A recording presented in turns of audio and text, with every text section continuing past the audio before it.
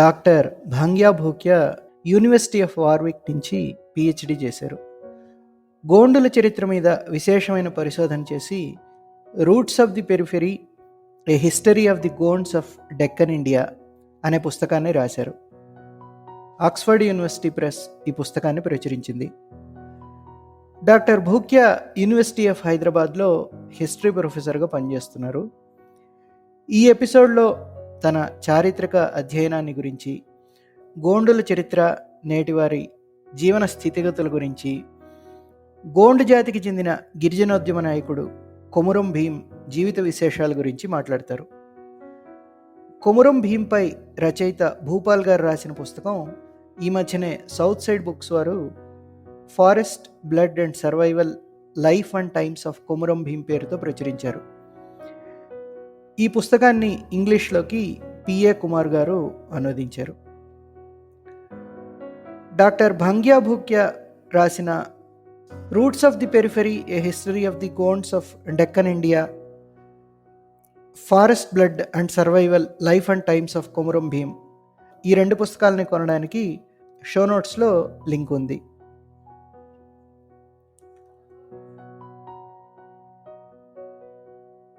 Welcome to our podcast Harshaneeyam sir. Thank you Anil. Sir, మొదటగా మీ విద్యాభ్యాసం గురించి, చరిత్రను అధ్యయనం చేయాలి అనుకోవడానికి ప్రభావితం చేసిన అంశాలు ఏమిటి, వాటి గురించి చెప్తారా కొంచెం? నేను చదువుకోవడానికి పోవడమే ఒక యాక్సిడెంట్. మా ఇంట్లో నేను చిన్నవాడిని, సో కొద్దిగా అంత పని ఉండేది కాదు. కాకపోతే అప్పుడప్పుడు గొర్రెల దగ్గరికి వెళ్ళేటోళ్ళము మా అక్కతో పాటు. తర్వాత మా తండ నుంచి ఒక ముగ్గురు ఆల్రెడీ స్కూల్కి వెళ్తూ ఉండే, సో వాళ్ళతో దంటగా అట్లా ఉప్మా కోసమని అట్లా వెళ్ళాం స్కూల్కి. సో అట్లా పాపము నాకంటే ముందు వెళ్ళినటువంటి వాళ్ళు ముగ్గురు 7th ప్రైమరీ స్కూల్లో డ్రాప్ అవుట్ అయ్యారు. కానీ ఇక నేను కంటిన్యూ చేయడం జరిగింది. అయితే మా ఏరియా మొత్తం కూడా కొద్దిగా లెఫ్ట్ ప్రభావం చాలా బలంగా ఉండేది. మాది చౌటపల్లి అనే గ్రామము, కూసుమంచి మండలు, ఖమ్మం జిల్లా, తెలంగాణలో.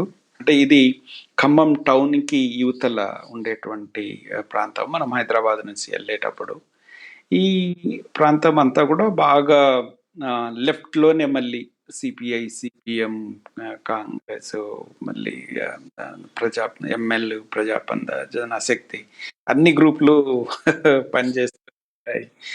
సో వీళ్ళ మధ్య కూడా కొట్లాటలు ఉంటాయి, అట్లా ఉంటుంది. సో ఆ ప్రభావం మా దగ్గర బాగా ఉంటుంది. అంటే మేము చదువుకునేటప్పుడు కూడా మా స్కూళ్ళలో పోలీస్ క్యాంపులు ఉండేవి. సో పోలీసు వాళ్ళతో మేము జిల్లెను కోయ, అవి ఇవి కబడ్డీ ఆడుకుంటూ ఉండేటోళ్ళం చిన్నప్పుడు, ప్రైమరీ స్కూల్ అట్లా. సో మాకు పోలీసు వాళ్ళతో అంటే కొంత సాన్నిహిత్యం, అంటే ఇక మనకు ఆ భయము అంత పెద్దగా ఉండేది కాదు, వాళ్ళతో ఆడుకుంటూ పెరిగినాం కాబట్టి. హై స్కూల్ మా ఊరు నుంచి అంటే ఒక 10 కిలోమీటర్ ఉంటుంది, సుబ్లేడ్ అనే గ్రామము. అక్కడ హై స్కూల్ చేయడం జరిగింది. అక్కడ కూడా చాలా అంటే స్ట్రాంగ్ ఇన్ఫ్లుయెన్స్ ఉండేది. మామూలుగా అప్పుడు ఇంకా మా భూమి నాటకాలు వేస్తూ ఉండేటప్పుడు చూసాము. సో అట్లా ఉండింది. తర్వాత 10th అయిపోయిన తర్వాత నేను ఖమ్మం అప్లై చేసేటప్పుడు ఇంటర్మీడియట్ కాలేజీల్లో, అప్పుడు ప్రైవేట్ కాలేజీలు లేవు కదా, ఒక 2-3 ఉండేవి గవర్నమెంట్ జూనియర్ కాలేజీలు. సో మా సీనియర్ ఆల్రెడీ అక్కడ సిద్ధారెడ్డి కాలేజ్ ఖమ్మంలో ఉండేటువంటి వాళ్ళు. సో వాళ్ళని అడిగినప్పుడు వాళ్ళు కూడా హెచ్ఈసి తీసుకొని ఉన్నారు, అంటే హిస్టరీ, ఎకనామిక్స్, సివిక్స్. తర్వాత నేను కొద్దిగా సెకండరీ క్లాస్లో పాస్ అయినప్పుడు 10th పాస్ కావడమే పెద్ద గ్రేట్ ఉండేది. సో అందరూ అంటే నువ్వు ఎస్టీ కేటగిరీగా బైపీసీ, ఎంపీసీ తీసుకుంటే ఇంజనీర్ అవుతావు కదా, అది ఇది అని అక్కడ జాయిన్ అయిన తర్వాత ఫ్రెండ్స్ అందరూ చెప్పడం. తర్వాత ఇంకొక గ్రూపు మన గ్రూప్ ఉండింది. అరే! చెట్ల గురించి, పుట్ల గురించి ఏం చదువుతావు? మనుషుల గురించి చదవాలి. కాబట్టి ఆహ్, అట్లా ఇక హెచ్‌సిఎస్‌లోనే కంటిన్యూ కావడం జరిగింది. మా హిస్టరీ ఒకటి లెక్చరర్ ఉండే పాపం ఆమె చాలా రోజులు లేదు నువ్వు హెచ్‌సిసిలో ఎందుకంటే మార్కులు అడుగుతారు కదా! ఫస్ట్ ఇంట్రడక్టరీ క్లాస్‌లో. నువ్వు ఎస్‌టి కదా! ఇప్పుడు నా పేరు చూడగానే తెలిసిపోతది అందరికి. నువ్వు హెచ్‌సిలో ఎందుకు జాయిన్ అయినావు? నువ్వు బైపీసీలో జాయిన్ కా నేను మాట్లాడతా ప్రిన్సిపాల్‌తో అది ఇది అని పాపం ఆమె చాలా ప్రయత్నం చేసింది. తర్వాత లేదు మేడం నేను హెచ్‌సిసిలోనే ఉంటా అని ఆమెకు చాలా ఖరాఖండిగా చెప్పడం జరిగింది. తర్వాత డిగ్రీ కర్నూల్ సిల్వర్ జూబ్లీ కాలేజీలో చేశాను. అది ఏపీ రెసిడెన్షియల్ కాలేజ్ కింద వస్తది. సో, అది ఇంకా నాకు కొద్దిగా అంటే బ్రాడన్ చేసుకుంటూ వచ్చింది సామాజిక అవగాహన అట్లా. హ్మ్. హ్మ్. హ్మ్. ఇంకా హ్మ్. మనం స్కూల్ లెవెల్ నుంచే అంటే లెఫ్ట్ స్టూడెంట్ వింగ్‌లో పనిచేయడము. ఈ ఎంత కొంత మనకు సామాజిక అవగాహన, చరిత్ర పట్ల ఒక అవగాహన, ఇక మామూలుగా లెఫ్ట్‌లో గతి తరికిగ చారిత్రక గతి తరికిగ వాదవి మెయిన్ బేస్ గదా! సో, అట్లా మొత్తం హిస్టరీ అవి ఇవి క్లాసులలో అట్లా చెప్పేటోళ్ళు. తర్వాత సంహౌ మొత్తానికైతే నాకు అంటే చదువుకునేటువంటి ప్రాసెస్‌లో హిస్టరీ పట్ల ఒక అభిమానం అనేటువంటిది కలిగింది. తర్వాత ఆహ్, ఎంఏకి యూనివర్సిటీ ఆఫ్ హైదరాబాద్‌కి ఆహ్, ఆహ్, వెళ్ళడం జరిగింది. అడ్మిషన్ వచ్చింది. సో, ఇక అక్కడ మామూలుగా అంటే కొంత సివిల్ సర్వీస్ వైపు కూడా కొంత ఉండింది. అంటే మామూలుగా పేరెంట్స్‌కి తెలియదు నేనేం చదువుతున్నాను. హ్మ్. హ్మ్. బట్ హ్మ్. ఫ్రెండ్స్, టీచర్స్ మనకు మోరల్‌గా సపోర్ట్ చేసిన వాళ్ళు అవును. అంటే అంతా కూడా సివిల్ సర్వీస్ రాయాలనేటువంటి ప్రెషర్ ఉండింది. హ్మ్. కానీ ఇంకా నేను ఎంఏకొచ్చిన తర్వాత అంటే అకాడమిక్స్ ద్వారా ఎట్లా సమాజాన్ని ప్రభావితం చేయొచ్చు, దీని ఇంపార్టెన్స్ అయ్యంతా కొద్దిగా ఒక అవగాహన రావడంతో నేను అకాడమిక్స్ వైపుకే వెళ్ళాలి అనేటువంటి విధంగా బలంగా నిర్ణయించుకున్నాను. హ్మ్. హ్మ్. తర్వాత నాకు ఎంఫిల్, ఎంఏ, ఎంఫిల్ హైదరాబాద్ యూనివర్సిటీలోనే చేశాను. తర్వాత నాకు అంటే ఉస్మానియా యూనివర్సిటీలో ఎంఫిల్ పూర్తి కాగానే అసిస్టెంట్ ప్రొఫెసర్‌గా వచ్చింది. అదొక టర్నింగ్ పాయింట్ నా జీవితంలో యాక్చువల్‌గా. హుహు. హుహు. సో, ఇక నేను వేరే వాటి గురించి ఆలోచించకుండా ఇక నేను కంప్లీట్‌గా అంటే నా జీవితం అకాడమిక్ వైపే అన్నట్టుగా ఇక నాకు నేను నిర్ణయించుకోవడానికి అదొకటి ఈ అంటే ఒక ఆహ్, గీతలకి ఏర్పడిపోయింది ఇక నాకిక. సో, ఇక అక్కడి నుంచి ఎప్పుడు వేరే వాటి గురించి ఆలోచించడం గానీ, మళ్ళీ ఎటు పోవడం గానీ ఇక చేయలేదు. ఇక బయటికెళ్ళి అంబేద్కర్ స్ఫూర్తితో బయటికెళ్ళి పీహెచ్‌డీ చేయాలనేటువంటి కోరిక బలంగా పెరిగింది దాంతో. సో, అట్లా ఫెలోషిప్స్ ట్రై చేసుకుంటూ ఉంటే లాస్ట్‌కి ఫుడ్ ఫౌండేషన్ ఇంటర్నేషనల్ ఫెలోషిప్ మీద వచ్చింది. దాని మీద నేను యూకేకెళ్ళి యూనివర్సిటీ ఆఫ్ వార్విక్‌లో పీహెచ్‌డీ చేయడం జరిగింది. ఆహ్, మళ్ళీ వచ్చి ఇక నేను మళ్ళీ బయట గూడా ఉండదలుచుకోలేదు. మన ప్రాంతంలోనే ఉండాలనేటువంటిది ఇంకొక కోరిక. సో, మళ్ళీ వచ్చి మళ్ళీ ఉస్మానియా యూనివర్సిటీలోనే జాయిన్ అయ్యి ఆహ్, టీచ్ చేసుకుంటూ మళ్ళీ మధ్యలో post doc British council fellowship మీద 2010లో మళ్ళీ యూకే వెళ్ళాను. అప్పుడు ఒక 6 నెలలు గడిపాను అక్కడ. మళ్ళీ వచ్చేసాను. తర్వాత మన అక్కడి నుంచి ఇంగ్లీష్ అండ్ ఫారెన్ లాంగ్వేజ్ యూనివర్సిటీలో అప్పుడే సోషల్ ఎక్స్‌క్లూజన్ డిపార్ట్‌మెంట్ అని స్టార్ట్ చేశారు. సో, అక్కడ ఉండేటువంటి వైస్ ఛాన్సలర్ అభయ్ మౌర్య అని పర్సనల్‌గా మీరొచ్చి దీన్ని డెవలప్ చేయాలి అది ఇది అని అన్నారు. సో, అప్లై చేయడం, ఆ డిపార్ట్‌మెంట్‌ని హెడ్ చేసి దాన్ని డెవలప్ చేయడం జరిగింది. తర్వాత ఆయన ఎళ్ళిపోయిండు. తర్వాత అక్కడ పరిస్థితులు బాగాలేవు. ఇక ఏం చేయాలి అన్నటువంటి పరిస్థితిలో నా అదృష్టవశాత్తు మళ్ళీ యూనివర్సిటీ ఆఫ్ హైదరాబాద్‌లో పొజిషన్ వచ్చింది. సో, అట్లా ఇక్కడికి 2014లో ఇక్కడికి వచ్చాను ప్రొఫెసర్‌గా. మీరు 'roots of the periphery: a history of the Gonds of Deccan India' అనే పుస్తకం మీరు మీ థీసిస్ ఆధారంగా రాసిన పుస్తకం. గోండుల చరిత్రని మీరు పరిశోధనాంశంగా ఎన్నుకోవడం ఎలా జరిగింది? నో. యాక్చువల్‌గా అది నా పీహెచ్‌డీ థీసిస్ కాదు. పోస్ట్ డాక్టరల్ థీసిస్ అది. డాక్టరల్ థీసిస్ ఏమో సబ్జుగేటెడ్ నోమాడ్ బుక్, ఇంకొక బుక్ ఉంది నాది. హ్మ్. సో, అది యాక్చువల్‌గా అంటే లంబాడా చరిత్రని మొత్తము అంటే మిడివల్ పీరియడ్ నుంచి 1948 వరకు దాన్ని తీసుకొని రావడం జరిగింది. అంటే ఈ కమ్యూనిటీ ఎట్లా మైగ్రేట్ అయ్యి నార్త్ వెస్ట్ ఇండియా నుంచి ఎట్లా మైగ్రేట్ అయ్యి సౌత్‌కొచ్చింది. బ్రిటిష్ కాలంలో వాళ్లకు ట్రాన్స్‌పోర్ట్ దారులుగా ఎట్లా వ్యవహరించారు. తర్వాత పశు పోషకులుగా ఎట్లా ఉన్నారు. తర్వాత వ్యవసాయదారులుగా ఎట్లా సెటిల్ అయ్యారు. కమ్యూనిటీలో ఈ పరిస్థితిలో క్రిటికల్ సిచ్యువేషన్‌లో సేవాభాయ్ అనేటువంటి ఒక సాధు లాంటి వ్యక్తి ఒక కల్చరల్ రెవల్యూషన్ తీసుకొచ్చి కమ్యూనిటీని ఎట్లా ఒక విధంగా రిఫార్మ్ చేయడం అనేటువంటిది జరిగింది అనేటువంటి అది పెద్ద నా పిహెచ్డి థీసిస్ అన్నమాట.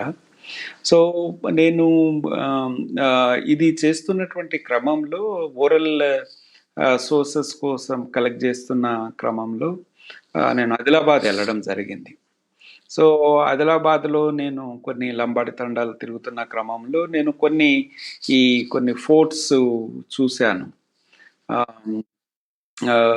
తర్వాత అక్కడ వాళ్ళని అడిగితే మాకు తెలియదు, అది ఇది ఎప్పటి నుంచో ఉన్నాయి మట్టి దిబ్బలు లెక్క అది ఇది అని అన్నారు. తర్వాత లోకల్ గోండు మిత్రులను అడిగితే అవి అన్ని మా గోండు రాజుల కోటలు అది ఇది అని అన్నారు. ఉట్నూరు టౌన్లో పోయి చూస్తే చాలా పెద్ద కోట ఉంది. తర్వాత సిర్పూర్లో పెద్ద కోట ఉంది. అది ఇప్పుడు సగం దాంట్లో మసీద్ అయింది, సగం అది ఉంది. తర్వాత ఈ ఇంకొక ఊరు అది కంప్లీట్గా టెంపుల్గా కన్వర్ట్ చేసేసారు. మన ఆదిలాబాద్ మహారాష్ట్ర బోర్డరు విలేజ్ పేరు ఏంటి మన గుర్తులేదు. సో అట్లా చాలా కోటలు టెంపుల్గా కన్వర్ట్ చేసినటువంటి పరిస్థితి. అంటే ఈజీగా నీకు కనిపిస్తుంది ఆ కోటను ఎట్లా టెంపుల్గా కన్వర్ట్ చేశారు అనేటువంటిది. సో ఇవన్నీ చూసినారు ఇదేదో ఉంది అని. తర్వాత నేను బ్యాక్ లండన్ పోయిన తర్వాత కొంత గోండ్స్ గురించి బ్రిటిష్ లైబ్రరీలో చూస్తే అసలు చాలా వ్యవహారం ఉంది అని అనిపించింది నాకు. సరే ఇక అప్పుడు నేను పిహెచ్డి సబ్మిట్ చేసే తొందరలో ఉన్నా కాబట్టి దాన్ని పక్కకు పెట్టేసేసి ఇక నా పిహెచ్డి ఏదో నేను చేసుకొని వచ్చేసాను. వచ్చేసిన తర్వాత నేను ఈ లంబాడా పిహెచ్డి థీసిస్ని బుక్గా కన్వర్ట్ చేయడం అది ఒక పెద్ద ఒక ప్రాసెస్. అది నాకు ఆల్మోస్ట్ నేను 2006లో పిహెచ్డి అయిపోయింది. తర్వాత 10లో ఈ బుక్ పబ్లిష్ కావడం జరిగింది. సో 1 ఇయర్ 1.5 ఇయర్ నేను దాన్ని మళ్ళీ థీసిస్ నుంచి బుక్గా కన్వర్ట్ చేసి సబ్మిట్ చేయడం జరిగింది ఓరియంట్ బ్లాక్ స్వామ్ వాళ్ళకి. సో వాళ్ళు పబ్లిష్ చేయడానికి 2 ఇయర్స్ తీసుకున్నారు. ఇక తర్వాత ఇది సబ్మిట్ చేసిన తర్వాత నేను ఇక గోండ్స్ మీద పడ్డాను. తర్వాత మళ్ళీ ఆదిలాబాద్ వెళ్ళి చాలా మంది లంబాడాస్ని కలవకుండా గోండు మిత్రులను కలిశాను ఈసారి. సో వాళ్ళు చాలా విషయాలు చెప్పారు రాజుల గురించి, కోట అంటే ఉట్నూరు కోట గురించి, సిర్పూర్ కోట గురించి. సో ఇంకా చాలా కోటలు ఉన్నాయి. ఒక 12 కోటల వరకు నేను గుర్తించాను ఆదిలాబాద్లో. సో తర్వాత ఈ కోటలు తీసుకెళ్ళి దీన్ని అంటే మామూలుగా మనం రీసెర్చ్ ప్రపోజల్ రాసి మళ్ళీ బ్రిటిష్ కౌన్సిల్కి, సో బ్రిటిష్ కౌన్సిల్ నుంచి పోస్ట్ డాక్టరల్ స్టడీస్ చేయడానికి నాకు ఫెలోషిప్ దొరికింది. మళ్ళీ యూనివర్సిటీ నుంచి యూనివర్సిటీ లండన్కి వెళ్ళి ఈ స్టడీని చేయడం జరిగింది. సో బ్రిటిష్ లైబ్రరీలో చాలా గోండ్స్ గురించి పుంకాలుగా ఉన్నాయి. అంటే బ్రిటిష్ మామూలుగా మరతవారు అయిపోయిన తర్వాత ఇండియాని మేము కాంకర్ చేసినాం కాబట్టి ఇక అయిపోయింది అనుకున్నారు. కానీ ఇండియన్ ఆర్మీ ఇక అంటే 1820 తర్వాత ఈ నర్మదా వ్యాలీ వైపు వెళ్ళడం స్టార్ట్ చేసి అప్పుడు వాళ్ళు ఈ గోండ్ జమీందారులు రాజ్యాల నుంచి సీరియస్ ఛాలెంజ్ వస్తది. అప్పుడు they realize no no we didn't conquer India అని. సో తర్వాత వాళ్ళు యాక్చువల్‌గా చాలా స్ట్రగుల్ చేస్తారు. అసలు గోండులని క్రష్ చేయడానికి. గోండులను ఇప్పుడు మన సల్వజూడం టైప్‌లో ఆహ్, 1820స్‌లోనే వాళ్ళు గోండ్ ఏజెన్సీ అని ఒక సెపరేట్ ఆర్మ్డ్ ఫోర్స్‌ని క్రియేట్ చేస్తారు. ఆ! ఆ ఫోర్స్ క్రియేట్ చేసి గోండుల మీద అంటే అణచివేయాలనేటువంటి ఉద్దేశంతో చేస్తారు. కానీ గోండులు ఈ గొరిల్లా వార్‌ఫేర్‌ని ఆహ్, యు యూజ్ చేయడంతో అసలు వాళ్ళు లాస్ట్‌కి ఏమి చేయలేకపోతారనమాట. తర్వాత వర్షం పడుతుంటది. పైనుంచి రాళ్ళేస్తుంటారు. చెట్లు వేసేస్తారు. రోడ్ గూడా లేవు గదా! సో, ఆర్మీని ఆ!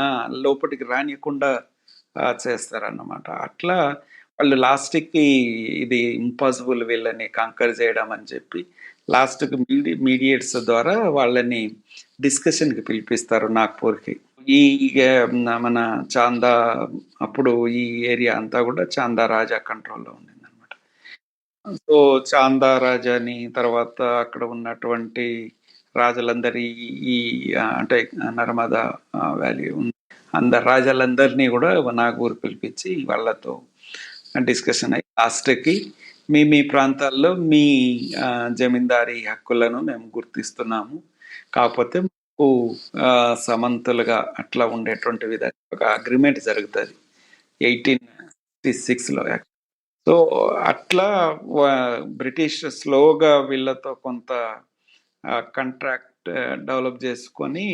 డెవలప్ చేసుకొని స్లోగా వాళ్ళని కూడా వీకెన్ చేసి ఈ ప్రాంతాన్ని కూడా మొత్తం వాళ్ళ స్వ అంటే కంట్రోల్లోకి తెచ్చుకోవడం అనేటువంటిది జరుగుతుంది. So it's a very long నాకు హిస్టరీ. బట్ ఇంత పెద్ద హిస్టరీ ఉంది అనేటువంటిది మనకెవరికి తెలియదు. బ్రిటిష్ చేసినటువంటి ఒక మంచి పని ఏంది అంటే ఆహ్, ఏ కమ్యూనిటీ నుంచి వాళ్ళకు తిరుగుబాటు వస్తదో, ఆ కమ్యూనిటీ హిస్టరీ మొత్తం కూడా రికార్డ్ జేషిర్రు. ఇమ్మీడియేట్‌గా ఇప్పుడు ఒక తిరుగుబాటు జరిగితే దాని మీద ఒక స్టడీ యేసేస్తారు. ఒక కమిషన్ యేసి దీన్ని స్టడీ జేయాలంటారు అట్లా. సో, అట్లా ఆహ్, చేసినటువంటి స్టడీస్ అన్నీ గూడా అవి రికార్డెడ్‌గా అయన్నీ వాళ్ళు మళ్ళీ ఎప్పటికప్పుడు ఒక కాపీ ఇండియా ఆఫీస్ అని ఉంటది అక్కడ బ్రిటన్‌లో. సో, ఆ ఆఫీస్ రికార్డులన్నీ ఇప్పుడు భద్రమై ఉన్నాయి. ఇప్పుడు మన దగ్గర ఇండియాలో ఎవరు అయి ప్రిజర్వ్ చేయట్లేదు సరిగ్గా. అంత మెయింటెనెన్స్ లేదు. కానీ ఇక బ్రిటిష్ లైబ్రరీలో అవి అన్నీ చాలా భద్రంగా ఉన్నాయి ఆ రికార్డ్స్ అన్నీ. ఇప్పుడు కొంచెం వెనక్కెళ్తే సార్ ఇప్పుడు మీరు మీ పుస్తకంలో అంటే మీరు సేకరించిన సమాచారం ఆధారంగా దాదాపు 10వ శతాబ్దం నుంచో, 11వ శతాబ్దం నుంచో మీరు వాళ్ళ మూలాల దగ్గర నుంచి అప్పటి నుంచి రాసుకొచ్చారు. చరిత్ర మనకేం చెప్తుంది? గోండల్ జాతి మూలాలేమిటి? వాళ్ళ ఆచార వ్యవహారాలేమిటి? మొదటి నుంచి చెప్తారా కొంచెం? ఓకే. అంటే ఇది మీకు మొదటి నుంచి చెప్పాలి. సరే నా పుస్తకంలో నేను అంటే 10థ్ సెంచరీ ఆ ఏరియా నుంచి యాక్చువల్‌గా కొంత బ్రాడ్ పిక్చర్ ఇయ్యడం జరిగింది. కానీ మనము భారతదేశ చరిత్రని యాక్చువల్‌గా ఇంకా ముందుకెళ్ళి అర్థం చేసుకుంటే ఆర్యులు రాక నుంచి చూసుకోవాల్సినటువంటి అవసరం ఉంటది. ఎందుకంటే అంతకుముందు ఇండస్ వ్యాలీ పీపుల్ ఉండే ఇక్కడ. ఇక్కడ ఒక నాగజాతి అని ఉండింది. తర్వాత మనకు నార్త్ ఈస్టర్న్‌లో అంటే ఒక మంగోలైన్స్ కైండ్ ఆఫ్ జాతులున్నాయి. తర్వాత మనకు ఇక్కడ సౌత్‌లో ద్రావిడియన్ జాతులు అనేటువంటివి ఉన్నాయి. సో, రకరకాల పేర్లు but there were people before coming of Aryans in India. Okay. So, యాక్చువల్‌గా మనకు అంటే అంతకుముందు నాగరికత లేదని కాదు. There was Indus Valley civilization చాలా వెరీ అంటే ఒక full fledged kind of civilization ఉండేది. సరే దాన్ని అది ఎట్లా కొలాప్స్ అయిందనే దాని మీద చాలా రకరకాల థియరీలున్నాయి. బట్ ఈ ఆరియన్స్ అనేటువంటివి ఒక్కసారి ఏం రాలేదు. వాళ్ళు అంటే వేవ్స్‌గా రకరకాల వేవ్స్‌గా over a period of time వాళ్ళు రావడం అనేటువంటిది జరుగుతది. సో, వాళ్ళు pastoral community first Saptasindh region ప్రాంతంలో ఉంటారు. తర్వాత మనకు 6థ్ సెంచరీ బీసీ నుంచి గాంజెటిక్ వ్యాలీ ప్రాంతంలోకి వచ్చి సెటిల్ అవుతారు. ఇది బాగా ఫెర్టైల్ ఏరియా అన్నమాట. సో, ఇక్కడ వ్యవసాయదారులుగా సెటిల్ అవుతారు. సో, వ్యవసాయదారులుగా సెటిల్ అయ్యి ఇక తర్వాత చిన్న చిన్న గణరాజ్యాలు, స్టేట్ వస్తది. తర్వాత రూల్స్ వస్తాయి, రెగ్యులేషన్స్ వస్తాయి. సో, ఆ విధంగా ఈ రూల్స్, రెగ్యులేషను తర్వాత కల్చరల్‌గా గూడా ఈ కమ్యూనిటీస్ డిఫరెంటు. సో, ఈ కమ్యూనిటీస్‌ని అపోజ్ చేస్తూ కొన్ని కమ్యూనిటీసు అంటే బయటికి వచ్చే అంటే ఇండస్ వింధ్యా పర్వతాల వైపుకి వెళ్ళిపోవడం అనేటువంటిది జరుగుతది. ఓహ్! అలా మామూలుగా మనకు ఆర్యవర్త బికమ్స్ సెంటర్ ఆఫ్ ఒక ఇండియన్ సివిలైజేషన్. సో, వాడు ఆర్యవర్త, నాన్ ఆర్యవర్త, ఆర్యులు, నాన్ ఆర్యులు లాంగ్వేజ్‌లోనే మాట్లాడతారు. మనకు ఎర్లీ రికార్డ్స్ అన్నిట్లో కూడా ఆ విధమైన బా అర్థం వచ్చే విధంగా ఉందన్నమాట. సో, ఎవరు అంటే ఇప్పుడు ఈళ్ళు అంతేవాసులు అని అంటారు. మ్లేచ్చాస్ అని అంటారు వీళ్ళని. సో, రకరకాల పదాలతో వీళ్ళని పిలవడం అనేటువంటిది జరుగుతది. సో, గోండులు క మామూలుగా అంటే మనం మామూలుగా ఏ సివిలైజేషన్ చూసినా ఆహ్, మామూలుగా ఈ అగ్రికల్చరల్ సెటిల్మెంట్స్ ఎప్పుడైతే అయితదో, సో, అప్పుడు ఒక నార్మేటివ్ సిస్టమ్ అనేటువంటిది స్టేట్ రూపంలో వస్తది. దీన్ని వ్యతిరేకిస్తూ కొన్ని కమ్యూనిటీ అంటే దీంట్లో అడ్జస్ట్ కానటువంటి కమ్యూనిటీసు బయటికొచ్చేసేసి ఫారెస్ట్ వైపు ఫారెస్ట్‌లో జీవించడం, లేకపోతే ఫారెస్ట్ బోర్డర్‌లో జీవించడం అనేటువంటిది జరుగుతూ ఉండింది. సో, మామూలుగా మెయిన్ స్ట్రీమ్ వీళ్ళని ఎప్పుడూ గూడా అంటే అటాక్స్ చేసుకుంటూ సబ్జుగేట్ చేసుకుంటూ, వీళ్ళని అసిమిలేట్ చేసుకొని వాళ్ళ కల్చర్‌లో కలుపుకోవడం అనేటువంటిది జరుగుతూ ఉంటది. Just clarification sir. అంటే వీళ్ళు మామూలుగా సమాజంలో ఉన్నవాళ్ళే. స్టేట్ యొక్క అణచివేతను గాని, వాళ్ళ వ్యవహారం గాని నచ్చనందువల్ల వాళ్ళు హ్మ్. అరణ్యాల వైపు వెళ్ళిపోయిన ఆహ్, జాతి అని అనుకోవచ్చా మనం? ఆ! అవును. అవును. అంటే బేసికల్‌గా ఇప్పుడు మీరు నాకు who are the Adivasis are like గోండుల్ అని అడిగితే, they are the people who strongly believe in freedom, autonomy and self rule. So, మామూలుగా మనకు ఆదివాసులు అనంగానే ఏంటి అని అంటే ఎప్పుడు always drunken, always half naked, always dancing. These are the kinds of imaginations we are given. But అది కాదు. అంటే ఇది ఒక అంటే ఇలా మా ఆర్యన్ సంస్కృతి తర్వాత లేకపోతే స్టేట్ ఫార్మేషన్‌ని రెసిస్ట్ చేసి బయటికి వచ్చినటువంటి కమ్యూనిటీస్ ఏదైతే ఉన్నాయో, అవి మళ్ళీ అంటే కాలక్రమంలో ఒక ఆల్టర్‌నేటివ్ విధానాన్ని వాళ్ళు అడాప్ట్ చేసుకోవడం అనేటువంటిది జరుగుతదనమాట. ఈ ఆల్టర్‌నేటివ్ విధానం ఎట్లుంటది అని అంటే, మళ్ళీ వాళ్ళ దగ్గరికి స్టేట్ రాకుండా చూసుకుంటారు. అదే మీరు జేమ్స్ స్కాట్ రాసిన 'art of not being governed' గురించి కూడా మీరు ప్రస్తావించారు మీ దాంట్లో, మీ అవును. పుస్తకంలో. అవును. అవును. ఆ! సో, అది అంటే మామూలుగా వరల్డ్ ఫెనోమెనా అది. మన ఇండియన్ కాంటెక్స్ట్‌లో అది చాలా క్లియర్‌గా కనిపిస్తది. అంటే మనము అంటే ఈ షిఫ్టింగ్ కల్టివేషన్ చేసుకోవడం గూడా. అంటే ఏంది అని అంటే నువ్వు ఫిక్స్‌డ్‌గా ఒక ప్లేస్ ఉంటే స్టేట్ ఇమ్మీడియేట్‌గా వచ్చి నీకు టాక్స్ ఏస్తది. సో, షిఫ్టింగ్ కల్టివేషన్‌లో ఏంది అంటే నువ్వు 1 ఇయర్ ఇక్కడ ఉంటావు. ఇంకో ఇయర్ ఇంకొక దగ్గరికెళ్ళిపోతావు. స్టేట్ రాకముందే నువ్వు ప్యాకప్ చేసుకొని వెళ్ళిపోవడానికి అవకాశం ఉంటది. సో, ఒక రగడ్ లైఫు, తర్వాత ఒక వైల్డ్ వే ఆఫ్ ఒక జీవన విధానము, ఇయన్నీ గూడా అంటే అటు నీకు మెయిన్ స్ట్రీమ్ సొసైటీ చాలా సోబర్‌గా, సాఫ్ట్‌గా ఉంటది గదా! దానికి వ్యతిరేకంగా వీడు ఆయన సమాజాన్ని నిర్మించుకుంటూ ఉంటాడు. అదే ఓరల్ టెల్లింగ్ కల్చర్ గురించి కూడా దాంట్లో మెన్షన్ చేశారు మీరు. అవును. అవును. అవును. అంటే వాళ్ళు పుస్తకాల్లో రాసుకుంటే తెలిసిపోతుంది అని చెప్పేసి. సో, అట్లా మనకు అంటే ఆ విధంగా మనము ఆదివాసులు, గోండుల చరిత్రని చూడాల్సినటువంటి అవసరం ఉంటది. ఇప్పుడు అది చాలా క్లియర్‌గా కనిపిస్తది మనకు. తర్వాత వీళ్ళు మనకు టె ఎయిత్ అంటే ఈ ఓరల్ సోర్సెస్ ప్రకారము 8థ్ సెంచరీ నుంచే సెంట్రల్ ఇండియాలో ఈ గోండుల రాజ్యాలు ఉన్నట్టు మనకు కనిపిస్తాయి. అంటే మామూలుగా మీరు ఆర్యన్ ఎక్స్పాన్షన్ చేస్తే గ్యాంజెటిక్ వ్యాలీ నుంచి అంటే present UP, Bihar, parts of Bengal నుంచి అట్లా వాళ్ళు మెయిన్‌గా అయితారు. తర్వాత ఈస్ట్, వెస్ట్ కోస్ట్‌కి స్ప్రెడ్ అయితుంటారు. సో, ఎలాగైతే ఈ ఆర్యన్ ఎక్స్‌పాన్షన్ అవుతూ ఉంటదో, వీళ్ళంతా కూడా హిల్స్‌కి, ఫారెస్ట్ ఏరియాకి అంటే ఎళ్ళిపోవడం అనేటువంటిది జరుగుతది. అందుకనే మనం ట్రైబల్ బెల్ట్ కనుక చూస్తే ఇండియాలో, అటు వెస్టర్న్ అంటే కచ్ ఆ ప్రాంతాన్ని ఫారెస్ట్ ఏరియాకు నెట్టివేయబడతారు అటు సైడు.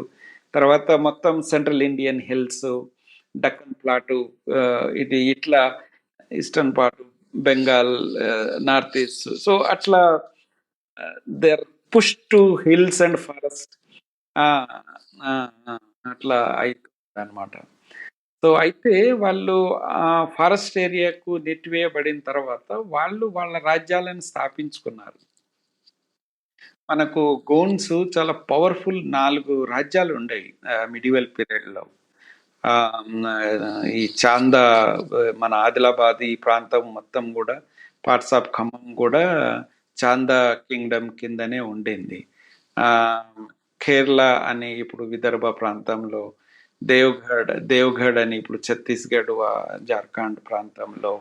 సో, ఇట్లా పవర్‌ఫుల్ గోండ్ రాజ్యాలుండేయి. ఇవి మనకు మొఘల్ పీరియడ్ వరకు క క ఉండింది. సో, మొఘల్స్ కొంత అంటే వీళ్ళని ఆక్యుపై అంటే ఇన్వేషన్ చేయడం అనేటువంటిది జరుగుతది. కాకపోతే వాళ్ళు ఇన్వైట్ చేసిన తర్వాత మళ్ళీ వీళ్ళ ప్రాంతాలు వీళ్ళకే ఇచ్చేసేసి మీరు కప్పం కట్టండ్రా బాబు అని అంటాడు.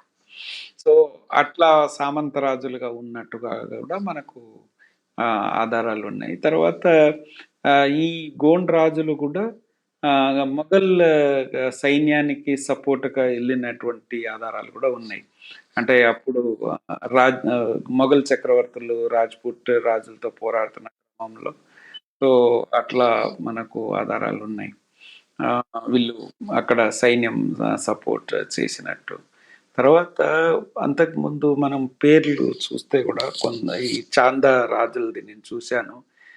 సమ్ 8థ్, 9థ్ రాజు నుంచి ఆహ్, సింగ్ పోయి షా, షా వస్తదనమాట. సో, అలా అట్లా బీర్ షా ఇట్లా పేర్లు రావడం అనేటువంటిది జరుగుతది.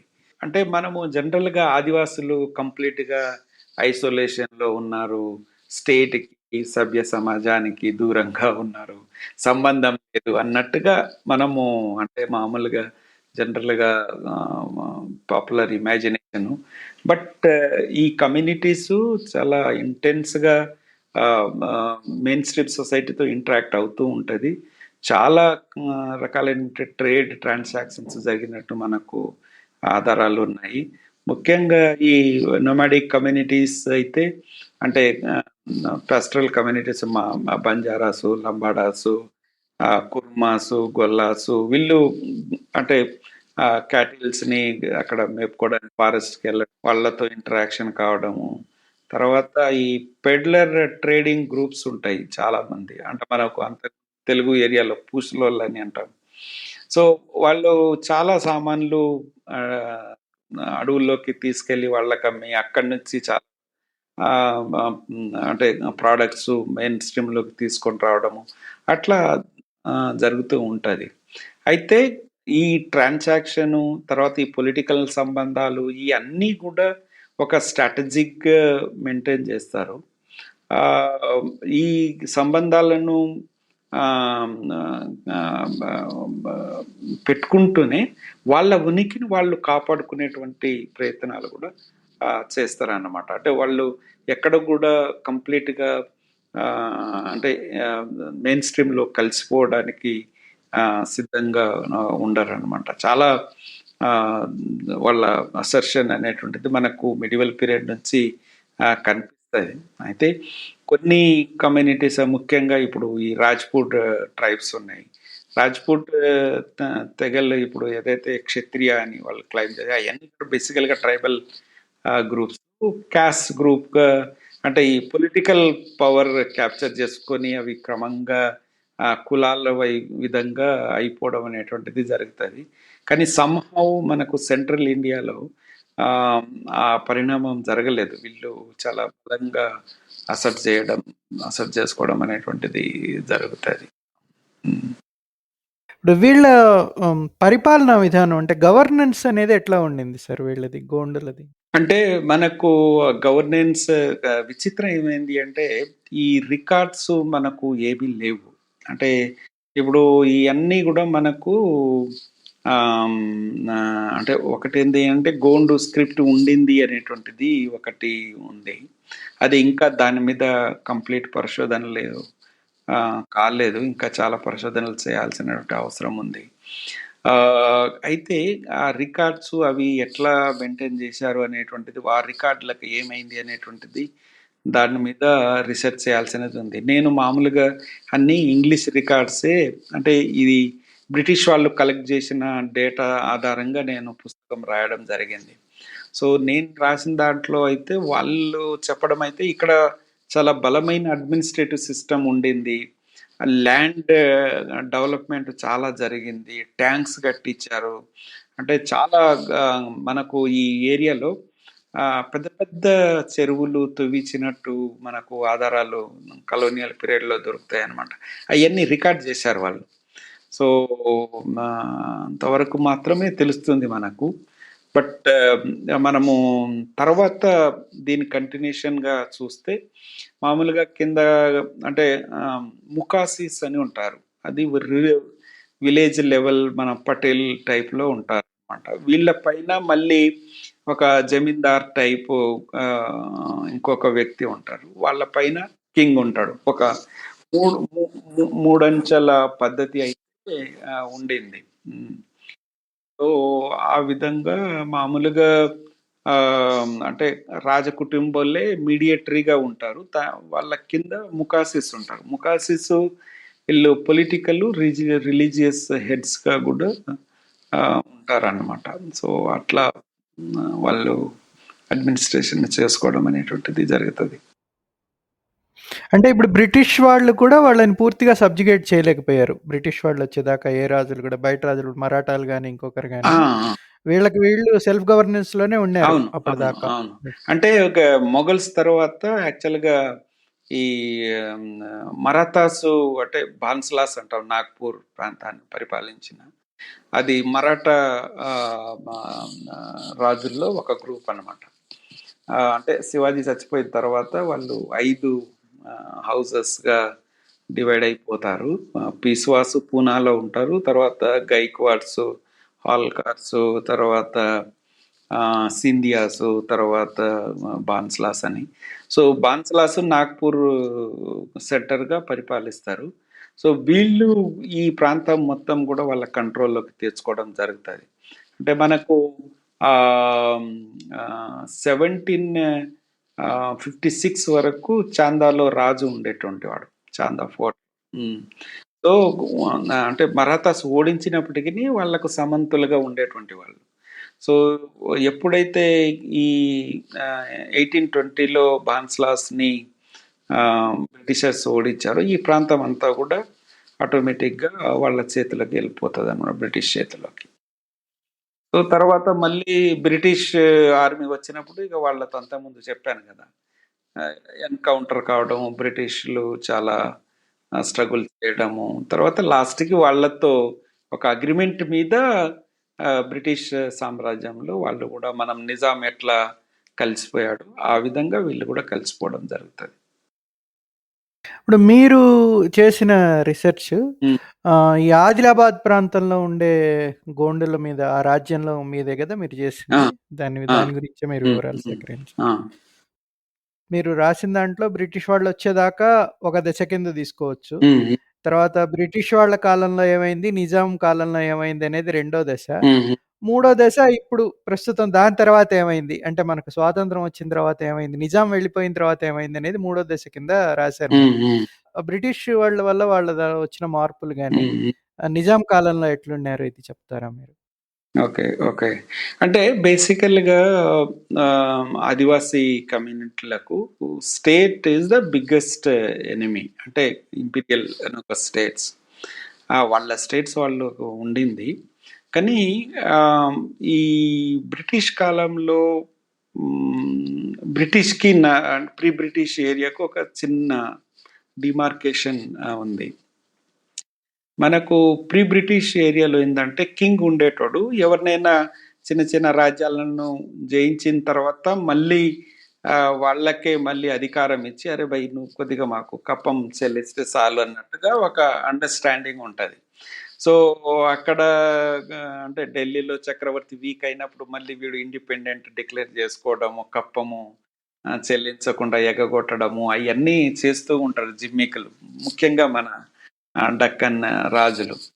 ఇప్పుడు శివాజీ కూడా అట్నే ప్లే చేస్తూ ఉండేటువంటి వాళ్ళు. సో, అట్లా ఒక రకమైన పాలిటిక్స్ ఉండింది. సో, మనకు అంటే to put it this way there were multiple sovereignties అన్నమాట. అంటే there was no one homogeneous sovereignty. So, though there was ఒక బిగ్ ఒక empire at the top, there were many groups who were enjoying absolute autonomy and freedom in their respective territories. So, British tried to homogenize these groups. అంటే ఇది British try to create a one monolithic sovereignty. That's a British sovereignty. That is where the whole problem మొత్తం కూడా అదే అన్నమాట.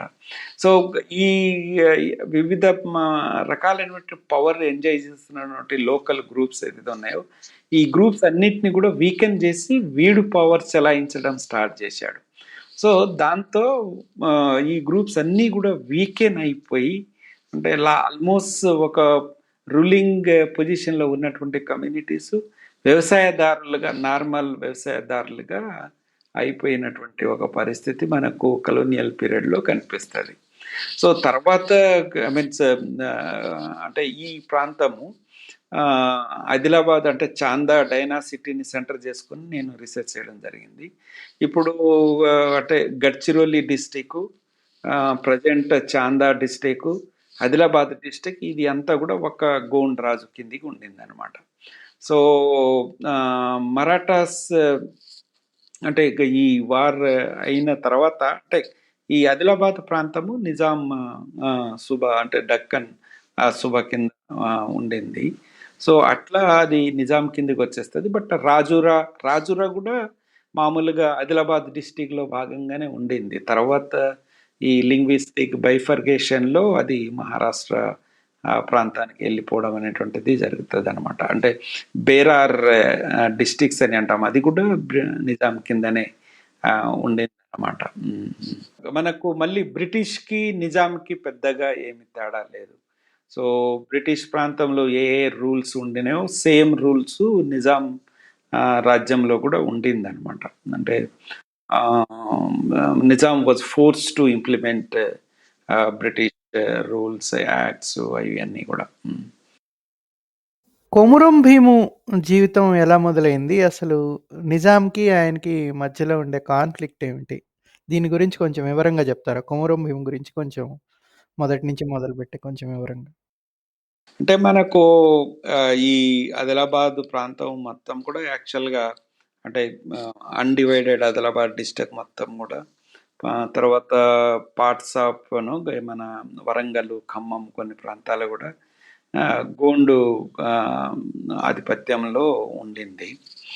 So, మనకు ఈ pre British లేకపోతే నిజాంకు ముందు ఏంది అని అంటే ఈ ఫారెస్ట్ యాక్ట్స్ రాకముందు, మోడర్న్ రెవెన్యూ సిస్టమ్ రాకముందు ఈ ప్రాంతానికి ఎవరు జోలికి పోయేటోళ్ళు కాదు. సో, రూలర్ ఎవరు ఉన్నా వాళ్ళు they were enjoying their freedom in forest, in hunting, cultivating, agriculture, ఎక్కడికి వెళ్ళైనా వాళ్ళు గుడిసెలు వేసుకోవచ్చు, ఏమైనా చేయొచ్చు. సో, ఆ కైండ్ ఆఫ్ ఫ్రీడమ్ ఉండింది అనమాట. సో, బ్రిటిష్ ఏం చేస్తారు అని అంటే ఒక్కటి ఫస్ట్ వాళ్ళు స్టేట్ ఎక్స్పాన్షన్ అని అంటాం కదా, అది they actually reach to very remote areas through revenue policies. అంటే అంతకు ముందు ఏంది అని అంటే డిఫరెంట్ కైండ్స్ ఆఫ్ జమీందారీ అని ఒక సిస్టమ్ ఉంది. ఇప్పుడు వాళ్ళు ఏంది అంటే రైతువారి సిస్టమ్ అని, మాలవారి సిస్టమ్ అని, జమీందార్ సిస్టమ్ ఒక్కొక్క ప్రాంతంలో ఒక్కొక్కటి ఉండింది. సో మన దగ్గర అంతకుముందు ఈ మొఘల్ మోడల్ ఆఫ్ అడ్మినిస్ట్రేషన్ ఉండింది ఈ ప్రాంతంలో, ఆదిలాబాద్లో ముఖ్యంగా. బికాజ్ ఎందుకంటే Nizam is successor of Mughals కాబట్టి. సో దాంట్లో ఏంది అని అంటే నీకు పైన జమీందార్ ఉంటారు, తర్వాత బస్తాదార్ అని ఉంటాడు, వాళ్ళ కింద దేశ్ముఖ్ దేశపాండ్యాస్ అని ఉంటారు, రెవెన్యూ యాక్చువల్గా కలెక్ట్ చేసేటువంటి వాళ్ళు. సో విలేజ్ లెవెల్లో ఈ కర్ణంలని అకౌంటెంట్స్ వీళ్ళు ఉంటారనమాట. సో ఇప్పుడు వాళ్ళు ఈ మీడియేటరీస్ అందరినీ తీసేసి రెవెన్యూ సిస్టమ్ ఒకటి తీసుకొస్తారు. సో బ్యూరోక్రాట్స్ అంటే ఎంప్లాయీస్ మెయిన్గా అంటే రెవెన్యూ కలెక్ట్ చేసేటువంటి విధంగా. సో అట్లా ఈ రైతువారీ సిస్టమ్ మన దగ్గర హైదరాబాద్ స్టేట్లో 1820s నుంచే కొంత ఇంట్రడ్యూస్ చేయాలని ప్రయత్నం జరుగుతుంది. కానీ అప్పుడు చాలామంది ఇక్కడ ఉన్నటువంటి జాగీర్దారులు, జమీందారులు అంతా వ్యతిరేకిస్తారు. బట్ సాలార్జంగ్ కాలంలో 1866లో ఇక్కడ ఇంట్రడ్యూస్ చేయడం అనేటువంటిది జరుగుతుంది. సో చేసినప్పుడు ల్యాండ్ ఒక కమోడిటీగా అయిపోవడము, సో ల్యాండ్కి వాల్యూ పెరగడము, సో ఈ పట్టా రైట్లు అనేటువంటివి రావడము. సో ఇప్పుడు ఆదివాసులకు ఏంది అని అంటే ఎవడు క్లియర్ చేస్తే వాడే ఓనర్ ఆఫ్ దట్ ల్యాండ్, ఎవడు వచ్చి దాన్ని ఎవడు ముట్టుకోడు, అంటే అందరికీ తెలుసు అనమాట ఈ ఫలానా ల్యాండ్ని ఇత ఫలానా అతను క్లియర్ చేశాడని. కానీ మన మోడ్రన్ ఈ రెవెన్యూ సిస్టమ్ ప్రకారం ఏంటంటే ఆ భూమిని పేరు మీద ఉంటేనే యు ఆర్ ది ఓనర్ అంటాడు. సో అట్లా ఈ ఫారెస్ట్ ఏరియాలోకి నాన్ ఆదివాసీస్ రావడం స్టార్ట్ చేస్తారు. వచ్చి అది ఎట్లా అవుతుంటుంది అని అంటే వీళ్ళు ఆదివాసులు కొంత ల్యాండ్ని క్లియర్ చేసి వ్యవసాయంలోకి తీసుకొచ్చిన తర్వాత ఎవడో వచ్చి దాని మీద కన్నేస్తాడు, పోయి రెవెన్యూ ఆఫీస్లో వాడికి నెక్సెస్ ఉంటుంది కాబట్టి ఆ ల్యాండ్ అంతా కూడా నంబర్ వేయించి వాడి పేరు మీద రాయించుకుంటాడు అనమాట. వాడు వచ్చి ల్యాండ్ నాది మీరు వెళ్ళాలని గుండాలని తీసుకొచ్చి వాళ్ళని they evict them from their land అని ఉంటుంది. Then again will move to new place. So అట్లా జరుగుతూ ఉంటుంది. ఇంకొక వైపు ఫారెస్ట్ యాక్ట్స్ వస్తుంది. ఫారెస్ట్ యాక్ట్స్ వచ్చి ఫారెస్ట్ మొత్తాన్ని కూడా రిజర్వ్లోకి పెట్టేస్తాడు. ఇది అంతా government property, even if you pluck small అని ఒక లీవ్ ఫ్రమ్ ది అని ఒక forest you will be punished. So అట్లా ఒకవైపు నుంచి ఫారెస్ట్ వాళ్ళు, ఇంకొక వైపు నుంచి రెవెన్యూ వాళ్ళు వీళ్ళని అంటే ఇక హరాస్మెంట్కి దెర్ వాజ్ నో లిమిట్ అనమాట. సో ఆ విధంగా they were actually literally crushed between forest and revenue department. So ఒక విధంగా అసలు ఏం చేయలేనటువంటి హోప్లెస్ సిచ్యువేషన్ నుంచే కొమరం భీం పుట్టిండు. అంటే ఇక ఆ విధంగా కొమరం భీం లెక్కనే అనేక ప్రాంతంలో అంటే మనకు తిరుగుబాట్లు, ఆదివాసుల తిరుగుబాట్లు భారతదేశం రావడం అనేటువంటిది జరుగుతుంది. సో కొమరం భీం ఫ్యామిలీ యాక్చువల్గా ఇక్కడ సిర్దాపూర్ అని మనకు ఆసిఫాబాద్ దగ్గర 1934లో ఈ ఫ్యామిలీ ఇక్కడ వచ్చినట్టు మనకు రికార్డులలో ఉంది. సో ఈ ఫ్యామిలీ తర్వాత ఒక వాళ్ళు అంటే మామూలుగా ఈ సావుకారులతో ఎప్పుడు గొడవలు జరుగుతూ ఉంటుంది అనమాట. మామూలుగా మనీ లెండింగ్ అనేటువంటిది ఒక way of exploiting these communities. So ఏదేదో అవసరాలకు వీళ్ళకు వాళ్ళు మామూలుగా ఎక్కడో టౌన్లో ఉంటాడు ఆసిఫాబాద్లో, బండ్ల మీద వచ్చి అంటే కోమటీస్, కొందరు ముస్లిం వడ్డీ వ్యాపారులు ఈ ప్రాంతానికి వచ్చి వాళ్ళతో సంబంధాలు పెట్టుకొని చిన్న చిన్న ఏదో వ్యాపారాలు చేస్తూ ఉంటారు. సో ఒక సంఘటనలో భీము ఫ్యామిలీకిను ఒక ముస్లిం తో కొట్లాట అవుతుంది. దాంట్లో సిద్దిక్ అని ఆయనతో కొట్లాట అయి సో ఈయన కర్రతో కొడితే వాడు ఆ సిద్దికి అనేటోడు చచ్చిపోతాడు. చచ్చిపోతే ఇక అందరూ భయపెడతారు, అట్లా కొట్టేసిన వాడు చచ్చిపోయిండు, ఇక మళ్ళీ వచ్చి వీళ్ళని కొడతారని ఆయన ఇంకొక ఫ్రెండ్తో కలిపి పారిపోతారు. పారిపోయి బల్లార్షా వైపు పారిపోతారు. పారిపోయి లాస్ట్కి బల్లార్షా చేరుతాడు. ఇంకొక ఫ్రెండు నేను రాను అని చెప్పి ఆయన వెనకకు వచ్చేస్తాడు. బట్ భీము వెళ్ళిపోతాడు. బల్లార్షా పోయి బల్లార్షా నుంచి నాగ్పూర్ అట్లా అస్సాంకి అంటే ట్రైన్ పట్టుకొని వెళ్ళిపోతాడు అనమాట. సో వెళ్ళిపోయి మళ్ళీ తర్వాత మళ్ళీ తిరిగి వస్తాడు. తిరిగి వచ్చేసరికి వాళ్ళ ఫ్యామిలీ సీతాపూర్ నుంచి పంగడి అని ఇంకొక ఊరు ఉంటుంది దగ్గరలో, అక్కడికి షిఫ్ట్ అవుతుంది. సో అక్కడ లోకల్ అంటే గోండు ముకాసి దగ్గరనే చేరి పని చేసుకుంటూ ఉంటాడు. తర్వాత ఈ హరాస్మెంట్ అనేటువంటిది ఇక నిరంతరం జరుగుతూ ఉంటుంది. ఈ జంగ్లత్ వాళ్ళు, రెవెన్యూ డిపార్ట్మెంట్ వాళ్ళు, అరే ఇది ఏంది అని అక్కడ నుంచి బాబ్జేరి ఏరియా, ఇప్పుడు జోడెన్ ఘాట్ ఎక్కడైతే కొమరం భీంని కాల్చి చంపిందో నిజాం పోలీసులు, ఆ ప్రాంతంలోకి వచ్చి వాళ్ళు అక్కడ ఫారెస్ట్ క్లియర్ చేయడం. తర్వాత యాక్చువల్గా అంటే క్లియర్ చేసుకుంటున్నప్పుడు ఫారెస్ట్ వాళ్ళు వచ్చి భయపెడతారు. భయపెడితే వాళ్ళకు కొంత వీళ్ళు డబ్బులు కలెక్ట్ చేసుకొని ఇవ్వడం జరుగుతుంది. తర్వాత కలెక్ట్ చేసుకొని పోయిన ఆఫీసరు మళ్ళీ మళ్ళీ వచ్చి వీళ్ళను హరాస్ చేయడం అది ఇది చేస్తారు. సో ఇక ఇసుకెత్తి ఇక వాళ్ళని పోయి కొట్టడము అవి ఇవి అన్ని చేస్తారు. సో వీళ్ళ మీద ఆల్రెడీ కేసులు అయినాయి. ఒక 150 మెంబర్స్ వరకు ఉంటారు, కేసులు అవుతాయి. సో తర్వాత వాళ్ళ గుడిసెలు కాలబెట్టడము అవి అన్నీ చేస్తూ ఉంటారు. సో భీము మనకు అంటే రికార్డులలో కూడా ఉంది. అంటే గోండ్ రాజ్ అని స్థాపిస్తారనమాట. సో ఒక 12 గ్రామాలు ఉంటాయి ఈ బాబ్జేరి ప్రాంతంలో. 12 గ్రామాలు కలిపి ఒక గోండ్ రాజు అక్కడ ఇప్పుడు ఈ జోడెన్ ఘాట్ గుట్ట ఉంటుంది. ఆ గుట్ట మీద ఒక చిన్న ఫోర్ట్ టైప్ లో అంటే ఒక ఇల్లు కట్టుకొని సో ఆల్మోస్ట్ ఒక పొలిటికల్ అంబిషన్ తో రివోల్ట్ చేసినట్టు మనకు చేయడం జరుగుతుంది. తర్వాత నిజాం గవర్నమెంట్కి కూడా తహసీల్దార్కి అల్టిమేటం కూడా పంపిస్తారు, మేము ఇప్పటి నుంచి మీకు ట్యాక్సులు కట్టము, అది ఇది మా ల్యాండ్ మా భూమి అన్నట్టుగా చేయడం జరుగుతుంది.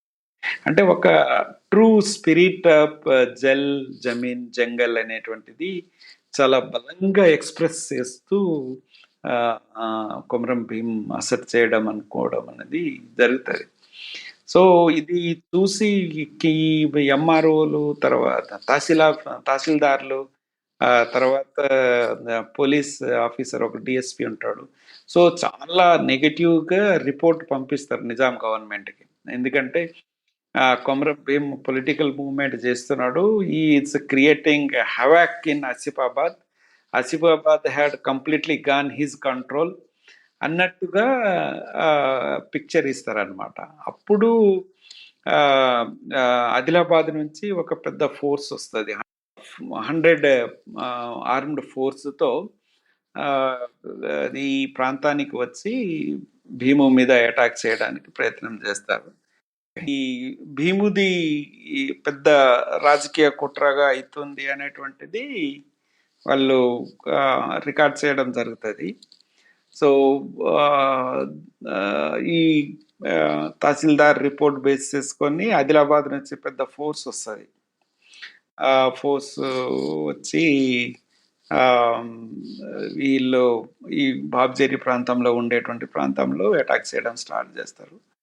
తర్వాత అప్పటికే భీమ్ కూడా కొంత ఫోర్స్ని కలెక్ట్ చేసి ఉన్నాడు. సో ఇద్దరి మధ్య అటాక్ అంటే యాక్చువల్గా ఓరల్ సోర్సెస్ ఏం చెప్తారని అంటే వాళ్ళు అక్కడ లోకల్ స్టోరీస్లో వాళ్ళు యాక్చువల్గా ఫస్ట్ టాక్స్కి పిలిచి తర్వాత తిరిగి వెళ్తుంటే వెనక నుంచి పోలీసులు కాల్చి చంపేశారు అనేటువంటిది.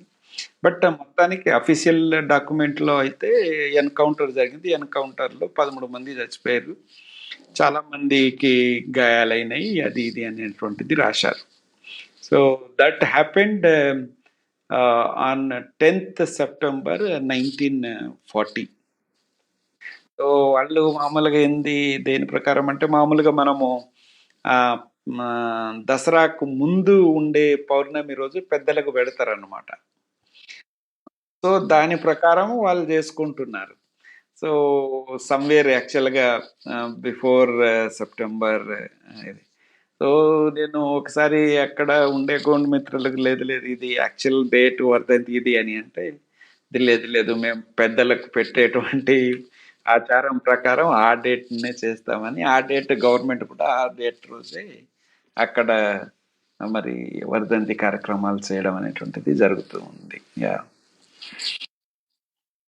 మొదటిసారిగా మనకు వాళ్ళు అంతకుముందు అటానమస్ లైఫ్ గడిపారు కదా. సో ఆ అటానమస్ లైఫ్ సెల్ఫ్ రూల్ అవి ఏదైతే ఉందో అది కంప్లీట్గా ఈ డ్యూ సిస్టంతో డిస్ట్రాయ్ అయిపోయింది. సో ఇప్పుడు గోండులు ఆ, ఈ ఆ, అంటే అటానమస్గా బతికే స్వేచ్ఛగా బతికేటువంటి పరిస్థితి లేదు. ఆ, ఇప్పుడు లోపలికి ఇప్పుడు ఇటువైపు నుంచేమో అగ్రికల్చరల్ ఎక్స్పాన్షన్ పేరుతో ఫారెస్ట్ని క్లియర్ చేసుకుంటూ వస్తున్నారు. ఇక ఆ, వీళ్ళు ఫర్దర్ ఫారెస్ట్లోకి వెళ్ళాలి అని అంటే అటు నుంచి జంగలత్ వాళ్ళు కొడుతున్నారు. సో వీళ్ళు మళ్ళీ ఈ విలేజ్ సొసైటీలో కంప్లీట్గా సమ్మర్స్ కాలేరు, అటువైపు ఫారెస్ట్ వైపుకు వెళ్ళలేనట్టు ఒక పరిస్థితి. ఈ పరిస్థితి నుంచి ఇది అంతా మాది కదా, మేము మా మీద మీరు పెత్తనం చెలాయించడం ఏంది అనేటువంటిది వాయిస్ని కొమరం భీం తీసుకోవడం జరుగుతుంది అనమాట. ఒక ఒక మళ్ళీ ఓల్డ్ అటానమస్ సెల్ఫ్ రూల్ ని అసర్ట్ చేస్తూ మనోడు రివోల్ట్ చేయడం అనేటువంటిది జరుగుతుంది. అంటే నిజాం ప్రభుత్వం కూడా అంత ప్రాంప్ట్గా రెస్పాండ్ కావడానికి కారణం కూడా ఇట్స్ ఎ పొలిటికల్ మూవ్మెంట్ అని. ఇప్పుడు మామూలుగా నువ్వు అంటే రాజ్యము నువ్వు ఏం చేసినా యాక్సెప్ట్ చేస్తుందిలే, కానీ పొలిటికల్ లాంగ్వేజ్తో నువ్వు వచ్చినప్పుడు కంప్లీట్గా సప్రెస్ చేసేస్తుంది. ఇంకొక ముఖ్యమైన దశ ఏమిటంటే మ్, మన గవర్నమెంట్ ఏదైతే భారత ప్రభుత్వం ఉన్న విధానాలు కానీ, తర్వాత మీరు నక్సలోద్యమం ప్రభావం గురించి కూడా రాశారు వాళ్ళ మీద. ఇది ఎలా ఉండింది, ఇప్పటి పరిస్థితి ఏమిటి? యాక్చువల్గా అంటే మామూలుగా ఇండిపెండెన్స్ వచ్చిన తర్వాత దెర్ వర్ లాట్ ఆఫ్ అంటే ఆస్పిరేషన్స్ అంటే ఫ్రమ్ ది పీపుల్. ఇప్పుడు ఒక సంఘటన జరుగుతుంది ఇక్కడ బీహార్లో ఎక్కడో. ట్రైన్లో అందరూ అంటే టికెట్ తీసుకోకుండానే ఎక్కుతారనమాట. టీసీ వచ్చి వేరే టికెట్ కాయని అంటే గోరా చెలగాయన और क्या టికెట్ అని అంటాడు వాడు. అంటే ఈ రైల్ స్వతంత్రం వచ్చేసింది కదా, మళ్ళీ ఈ టికెట్ల గొడవ అయింది అని అడుగుతాడు అనమాట. అంటే I'm just giving rude example. అంటే people's aspiration was like that. ఇప్పుడు తెలంగాణ ఉద్యమంలో కూడా ప్రజలకు ఆస్పిరేషన్ చాలా హై లెవెల్లో ఉండింది.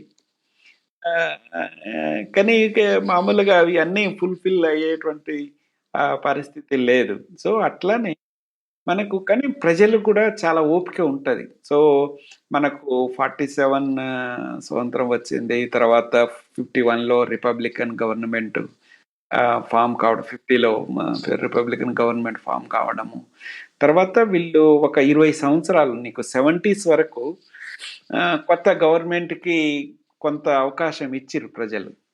మనకు 17s నుంచి దేశవ్యాప్తంగా రైతు ఆదివాసీ వర్కర్స్ మూవ్మెంట్స్ అనేటువంటిది విపరీతంగా వచ్చినాయి.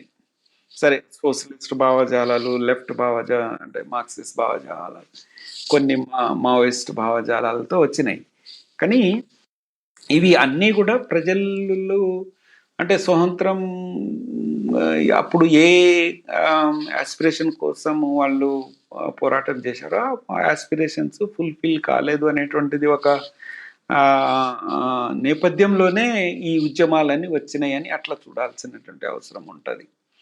సో మామూలుగా ఈ మావోయిస్టులు అంటే యాంటీ స్టేట్‌గా గుర్తించబడ్డారు కాబట్టి వాళ్ళకు షెల్టర్ కోసము అడవులే వాళ్ళు ప్రధానంగా ఎంచుకోవడం అనేటువంటిది జరిగింది. సో, అక్కడ ఆటోమేటిక్‌గా ఈ కమ్యూనిటీస్‌కి మావోయిస్ట్‌లకు కొంత అంటే ఇంటరాక్షను, కొంత ఒక రిలేషన్‌షిప్ ఏర్పడడం అనేటువంటిది జరిగింది.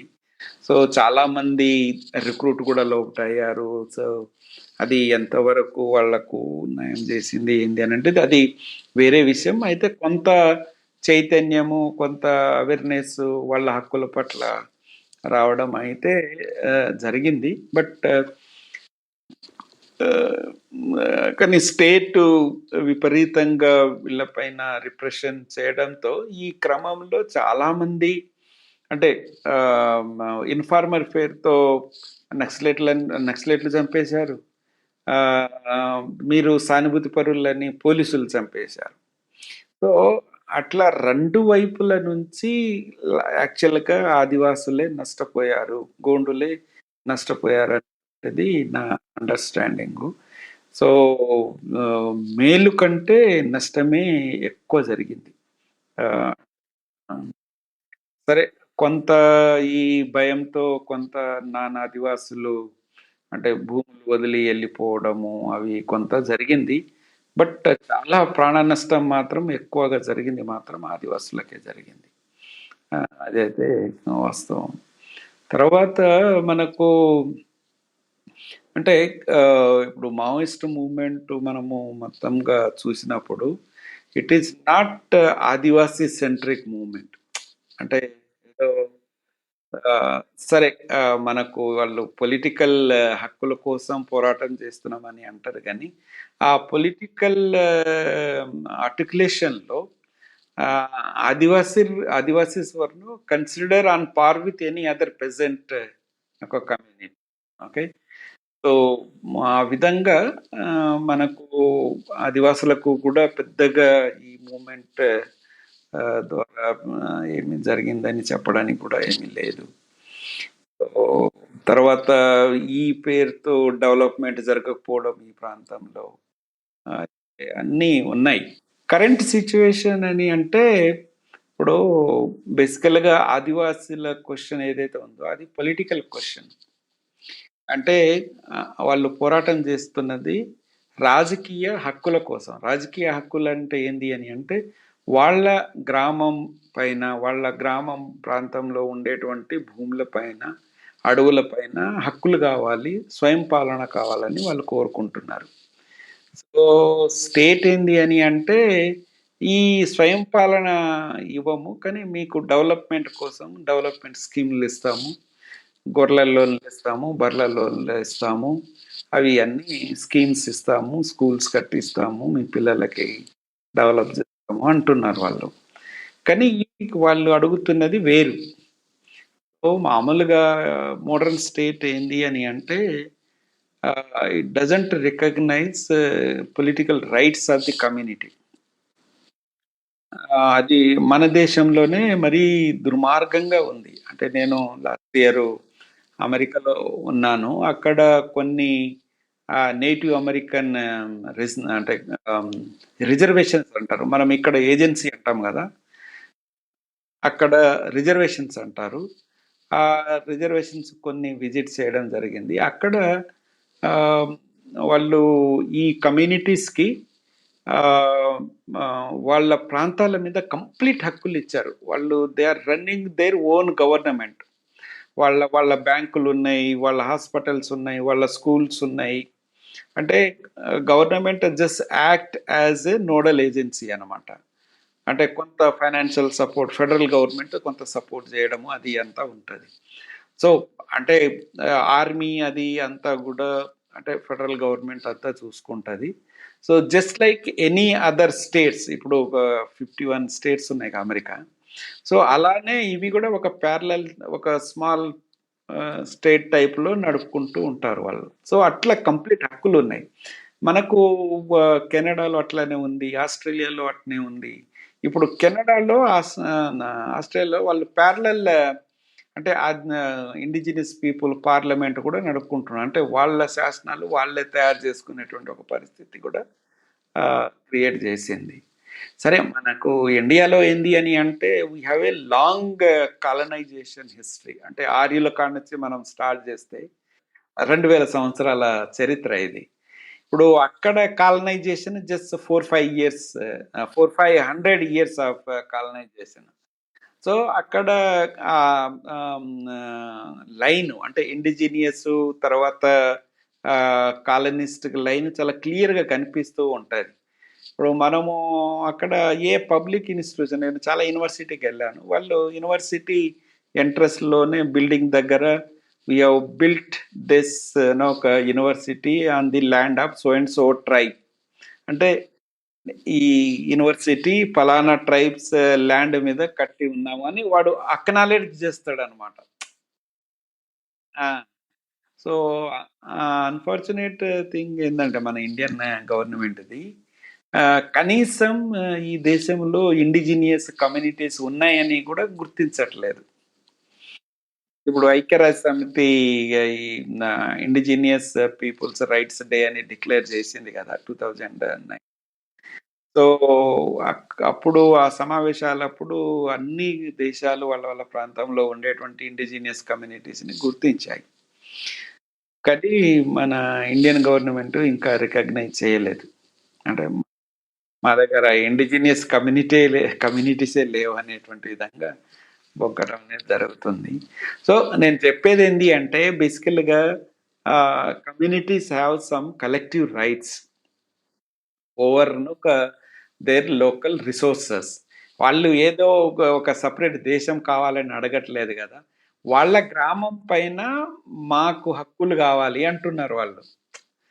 సో మనకు ఈ కొన్ని యూపీఏ గవర్నమెంట్లో ఒక 2 మంచి చట్టాలు వచ్చినాయి. ఒకటి ఏంటంటే పెసా యాక్ట్ అని, పంచాయత్ రాజ్ యాక్ట్, తర్వాత ఫారెస్ట్ రైట్స్ యాక్ట్ 2006లో ఫారెస్ట్ రైట్స్ యాక్ట్ వచ్చినాయి. సో అది చాలా అద్భుతమైన యాక్ట్. కానీ అన్ఫార్చునేట్ ఏంటి అని అంటే అది ఇంప్లిమెంటేషన్ కావట్లేదు. అంటే ఈ గ్రామ సభలు నిర్ణయం తీసుకోవాలి, అదే కదా మీరు చెప్పేది. సో ఆ యాక్ట్ కనుక ఇంప్లిమెంట్ అయితే చాలా వరకు కొన్ని హక్కులు వస్తాయి ఆదివాసులకు. సరే, అది ఇంకా కంప్లీట్ అంటే సెల్ఫ్ రూల్ ఏం కాదు. బట్ స్టేట్ ఆధ్వర్యంలోనే వీళ్ళు కొంత వాళ్ళ ప్రాంతంలో ఉండేటువంటి ఫారెస్ట్ ఏరియాలో కొంత న్యూ ఫారెస్ట్ని డెవలప్ చేసుకొని దాంట్లో వచ్చేటువంటి ప్రోడక్ట్స్ని వీళ్ళు అమ్ముకొని దాన్ని కమ్యూనిటీ డెవలప్మెంట్కి చేసుకునేటువంటి ఒక అవకాశం ఉంటుంది అనమాట. అది చేస్తే కొంత ఈ కమ్యూనిటీస్కి ఎంపవర్మెంట్ అనేటువంటిది జరుగుతుంది.